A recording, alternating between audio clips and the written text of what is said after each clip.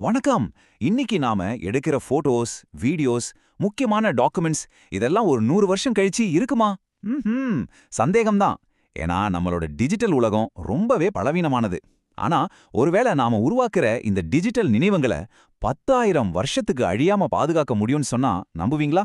ஆமா, மைக்ரோசாஃப்டோட project silica அப்படி ஒரு புரட்சிகரமான தொழில்நுட்பத்தை தான் உருவாக்கிக்கிட்டு இருக்கு. அதை பத்தி தான் இன்னைக்கு நாம ஆழமா பார்க்க போறோம். ஒக்க நிமிஷம் இதை யோசிச்சு பாருங்க. உங்க பழைய ஹார்ட் டிஸ்க் திடீர்னு வேலை செய்யாம போய் உங்களுடைய முக்கியமான போட்டோஸ், ஃபைல்ஸ் எல்லாம் நிரந்தரமா அழிஞ்சு போன அனுபவம் உங்களுக்கு எப்போவாவது நடந்திருக்கா? இப்போ நம்மளுடைய ஒட்டுமொத்த நாகரிகத்தோட டிஜிட்டல் உலகமும் அப்படி சில 10 வருஷத்திலே அழிஞ்சு போற அபாயத்துல தான் இருக்கு. ஆனா நம்ம நினைவுகளை, நம்ம அறிவை, நம்ம கதைகளை, நம்மளோட கலைய 10,000 வருஷத்துக்கு அப்புறமும் வர சந்ததியினருக்காக பாதுகாக்க முடிஞ்சா அது எவ்வளோ பெரிய ஒரு மகத்தான விஷயமா இருக்கும் இல்லையா? இந்த 10,000ங்கிறது சும்மா ஒரு நம்பர் இல்ல. இது மனித நாகரிகத்தோட எழுதப்பட்ட வரலாற்றையே விட 2 மடங்கு நீண்ட காலம்.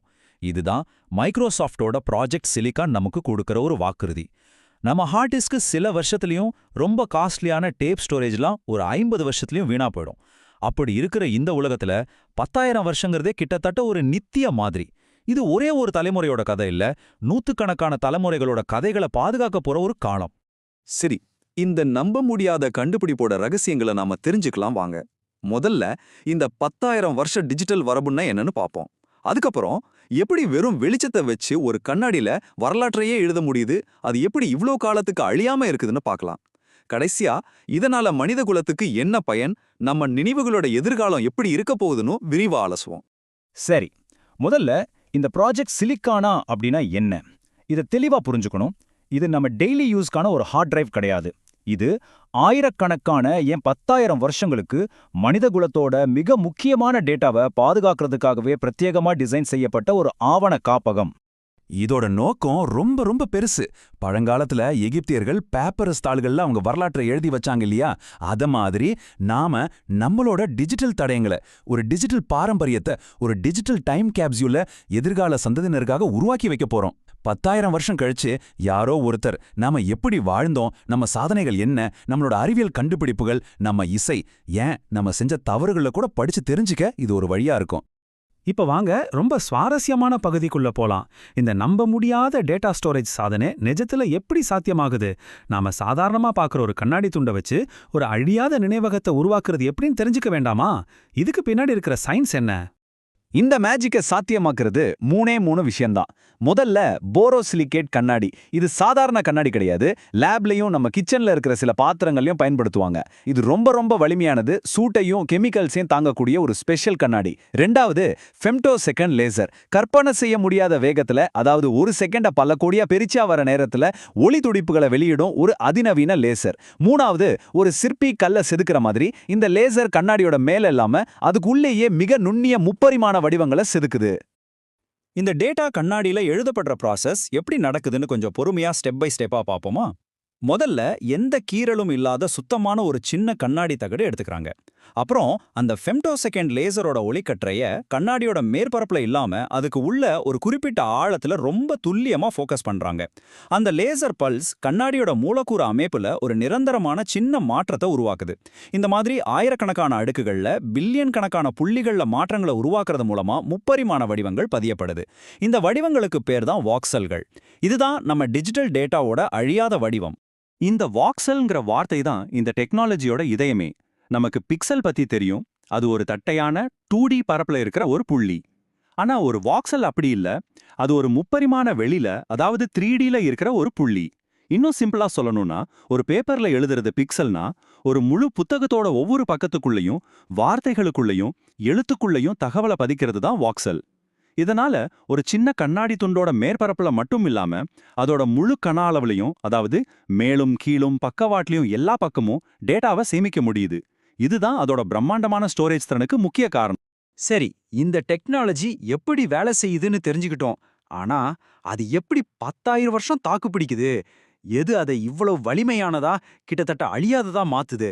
அதோட ரகசியம் என்ன? வாங்க பார்க்கலாம். இந்த போரோசிலிகேட் கண்ணாடியோட நம்ப முடியாத எதிர்ப்பு திறனை பாருங்க. கற்பனை பண்ணி பாருங்க, இத கொதிக்கிற தண்ணியில போடலாம், கடலுக்கடியில தூக்கி போடலாம், இல்ல ஒரு மைக்ரோவேவ் அவன்ல வச்சு சூடு பண்ணா கூட உள்ள இருக்கிற டேட்டாவுக்கு ஒண்ணுமே ஆகாது.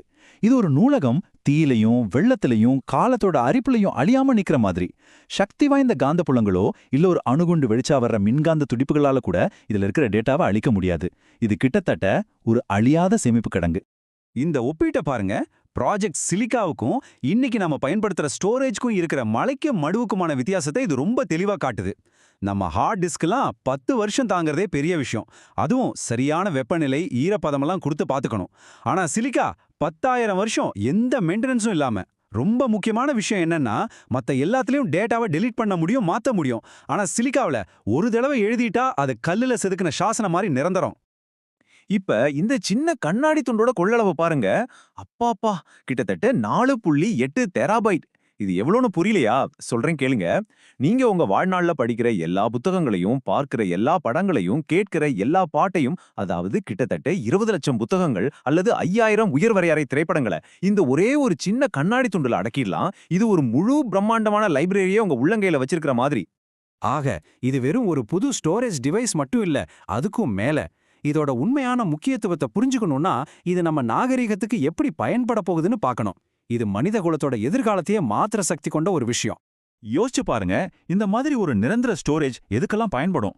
ஒரு நாட்டோட எல்லா பதிவுகளும், சட்டங்களும், வரலாறும், பல தலைமுறைகளோட மரபணு தகவல்கள். இதை வச்சு 1000 வருஷம் கழிச்சு வர நோய்களை கூட குணப்படுத்த முடியலாம். நம்ம இசை, ஓவியம், இலக்கியம் மாதிரி விலை மதிக்க முடியாத கலாச்சார பொக்கிஷங்கள், ஏன் மனிதகுலம் பத்தின தகவல்களை சுமந்துக்கிட்டு வேற நட்சத்திர மண்டலங்களுக்கு போற விண்கலங்களை கூட இதை பயன்படுத்தலாம். இதெல்லாம் ஒருபோதும் அழியவே கூடாத தகவல்கள். இந்த ஒரு மேற்கோள் ரொம்ப ஆழமானது. இது இந்த திட்டத்தோட தத்துவார்த்த முக்கியத்துவத்தை அழகா சொல்லுது. இது வெறும் டெக்னாலஜி இல்ல, இது எதிர்காலத்துக்கான நம்மளோட பரிசு, நம்மளோட டிஜிட்டல் மரபு. நாம யாரு, நாம எப்படி வாழ்ந்தோம், நாம எதை கனவு கண்டோம்னு ஆயிரக்கணக்கான வருஷங்கள் கழிச்சும் இந்த பிரபஞ்சத்துக்கு சொல்ல போற ஒரு டிஜிட்டல் சாசமா இது. இதுல இன்னொரு பெரிய நன்மையும் இருக்கு, அது சுற்றுச்சூழல். இன்னைக்கு இருக்கிற பெரிய பெரிய டேட்டா சென்டர்ஸ்லாம் ஒரு பெரிய ஃபேக்டரி மாதிரி. வம்சமான கரண்ட், லட்சக்கணக்கில் தண்ணி செலவாகுது. அதுவும் எதுக்கு? சும்மா கூலிங்கா வச்சுக்கிறதுக்கு மட்டும்தான். ஆனா இந்த சிலிக்கா ஸ்டோரேஜை ஒரு தடவை எழுதிட்டா போதும், அது பாட்டுக்கு 10,000 வருஷம் எந்த கரண்ட்டும் இல்லாம எந்த செலவும் இல்லாம அமைதியா இருக்கும். இது நம்ம பூமிக்கு நாம செய்யக்கூடிய ஒரு பெரிய உதவியா இருக்கும்.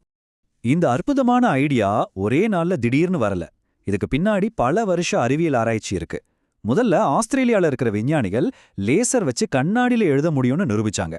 அதுக்கப்புறம் இங்கிலாந்து ஆராய்ச்சியாளர்கள் கண்ணாடியோட உள்ள பல அடுக்குகள்ல பல கோணங்கள்ல டேட்டாவை எழுதி அதோட ஸ்டோரேஜ் திறனை பல 100 மடங்கு அதிகமாக்குனாங்க. இந்த அறிவியல் அடித்தளத்தை பார்த்த மைக்ரோசாஃப்ட் இதை வெறும் லேப் கண்டுபிடிப்பா இல்லாம உலகத்துக்கே பயன்படுற ஒரு முழுமையான திட்டமா மாத்துனாங்க. சரி, இவ்ளோ சிறப்பம்சங்கள் இருக்கு. இறுதியா இதோட எதிர்காலம் எப்படி இருக்கும், இது நம்ம கைக்கு வர்றதுக்கு இன்னும் என்னென்ன சேலஞ்சஸ் இருக்குன்னு பார்த்து இந்த ஆய்வை முடிச்சுக்கலாம். எந்த ஒரு புது டெக்னாலஜி மாதிரியும் இதுலயும் சில சவால்கள் இருக்கு.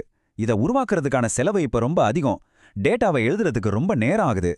உலக தேவைக்கேற்ப இதை பெருசா உற்பத்தி செய்யறதுலயும் சில சிக்கல்கள் இருக்கு. ஆனா இன்னொரு பக்கம் பாருங்க, இது கொடுக்க போற பலன்கள் நினைச்சு பார்க்க முடியாத அளவுக்கு பெருசு. இதோட ஆயுள், வலிமை, டேட்டா அடர்த்தி, சுற்றுச்சூழல் தாக்கம்னு எல்லாமே இதை ஒரு கேம் சேஞ்சரா மாத்துது. நாம இதிலிருந்து எடுத்துக்க வேண்டிய மிக முக்கியமான விஷயம் இதுதான். இது நம்ம கம்ப்யூட்டருக்கான ஒரு புது ஹார்ட் டிஸ்க் கிடையாது. இது நாம தகவல்களை பாதுகாக்கிறத பத்தி யோசிக்கிற விதத்தையே மாத்த போற ஒரு அடிப்படை மாற்றம். இது மனித வரலாற்றோட ஒரு புதிய அழியாத அத்தியாயம். இறுதியா நான் உங்ககிட்ட ஒரு கேள்வி கேட்கிறேன். ஒருவேளை 10,000 வருஷம் கழிச்சு வாழப் போற மக்களுக்கு ஒரே ஒரு மெசேஜ் மட்டும் இந்த சிலிக்கா கண்ணாடியில பதிவு செய்ய உங்களுக்கு ஒரு வாய்ப்பு கிடைச்சா நீங்க என்ன சொல்லுவீங்க?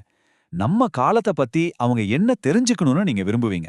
நம்மளோட அன்பை பத்தியா, நம்ம அறிவியலை பத்தியா, இல்ல நாம செஞ்ச தவறுகள்ல இருந்து கத்துக்க சொல்லி ஒரு எச்சரிக்கையா?